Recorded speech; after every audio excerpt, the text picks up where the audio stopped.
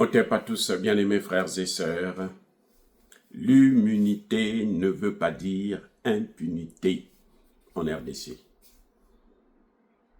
C'est juste un rappel. C'est pas parce qu'on a l'immunité qu'on est impuni. Non.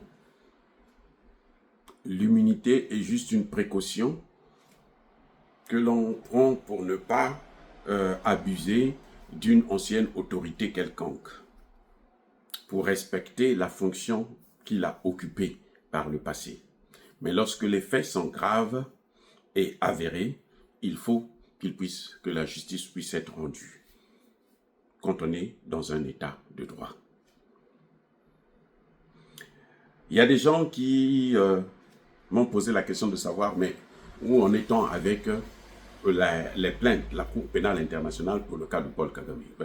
Paul Kagame, c'est un intouchable. Il faut le dire ainsi.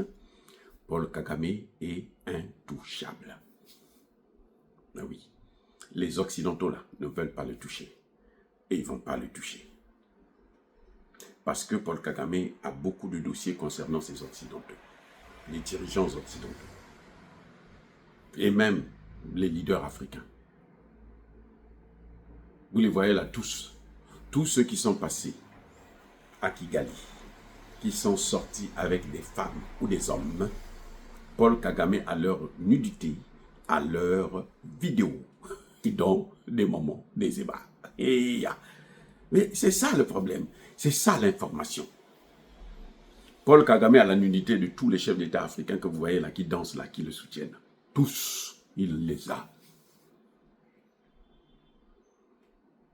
Et ceux-là, ils sont obligés de faire pression sur Karim Khan. Karim Khan a des problèmes aussi avec les États-Unis. Tant que les États-Unis ne vont pas décider d'envoyer le coup de sifflet pour que Paul Kagame aussi puisse être poursuivi, pour que Paul Kagame puisse répondre devant la justice des crimes qu'il a commis, Karim Khan ne peut pas. Je dis, il ne le fera pas. Parce qu'il a fait avec le Premier ministre Netanyahou, et on sait ce que les Américains ont décidé, que ils ont porté plainte contre lui-même. Ils ont lancé un mandat d'arrêt. Les Américains, là, si Karim Khan met pied aux États-Unis, on l'arrête, on le fout en tôle. Donc lui, il ne peut pas aggraver son cas avec Paul Kagame si les États-Unis ne lui donnent pas le feu vert. Et les États-Unis n'ont pas l'intention de donner le feu vert pour punir Paul Kagame. Sinon, ce serait la première personne qui allait subir les sanctions des États-Unis d'Amérique. C'est pour ça que la Cour pénale internationale n'y compte pas trop. Les amis, soyons réalistes. Je ne déçois pas les gens. Non, je ne vous déçois pas. Ce n'est pas le défaitisme. Il faut être réaliste pour comprendre que cette affaire de Kagame, là, de Kabila, de Katumbi et tous les autres, c'est nous-mêmes d'abord, en tant qu'Africains, en tant que Congolais, qui allons prendre des dispositions pour le neutraliser. Pour le mettre hors état de nuire. Et c'est possible. Nous avons les moyens. Il suffit qu'on utilise les moyens qui sont à notre disposition. Les petits moyens que nous avons là, nous pouvons faire plier Paul Kagame.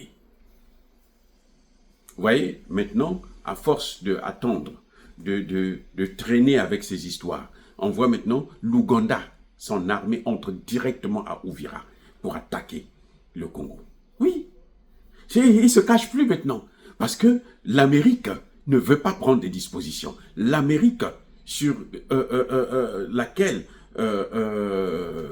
comment vous l'appelez, le président Tshisekedi vient s'adosser, faire confiance comme si c'était un Dieu. Ce n'est pas un Dieu, je vous ai déjà dit. Les États-Unis, là, c'est un État comme tous les autres. C'est un empire qui va aussi décliner, si ce n'est pas déjà le cas, puisque le dollar est menacé. Vous voyez? Donc, on ne peut pas faire confiance à un pays. Il faut faire confiance à Dieu. On ne peut pas faire confiance à un homme, même s'il s'appelle Donald Trump. Il n'est pas Dieu. C'est un être humain comme tous les autres. Quand Dieu va décider de prendre sa vie, il va la prendre et personne ne va bouder. Donc Karim Khan, il est bloqué par ça. Et puis vous savez que lui-même, il a un dossier qu'ils ont sorti là-bas, chez eux là-bas. Hein. Le dossier est sorti. Comme quoi, lui, il avait harcelé une de ses collègues. Donc tout ça mélangé, le gars, il est paralysé. Il ne peut pas prendre des dispositions comme contre Paul Kagame qui est trop fort pour lui. Parce qu'il est protégé par l'Occident. Tous les Occidentaux là, y compris, je répète encore, y compris les États-Unis d'Amérique, ne vous leurrez pas, y compris les États-Unis d'Amérique. Ils le supportent, ils le soutiennent, ils le protègent. Kagame est protégé par les Occidentaux. Sinon, il allait déjà retirer ses troupes. Vous avez vu, Donald Trump a dit, retirez-moi, Kagame doit retirer ses troupes. Kagame a fait quoi? Il les a retirés? Non, il ne va pas les retirer. Donc, on ne va pas les chasser de là-bas. Par l'armée congolaise, bien sûr. C'est donc à Tshisekedi de prendre ses responsabilités. C'est donc à la justice congolaise de lancer des mandats d'arrêt, y compris contre Kagame. Oui. Si on lance un mandat d'arrêt contre Kabila, lancez aussi contre Kagame. Ce sont des alliés. Et puis, on fait ce qu'on a à faire. Les amis, soyez bénis, abondamment bénis par le Dieu, et que mis par nos ancêtres. J'ai dit, vive l'Afrique éternelle. J'ai dit et j'assume.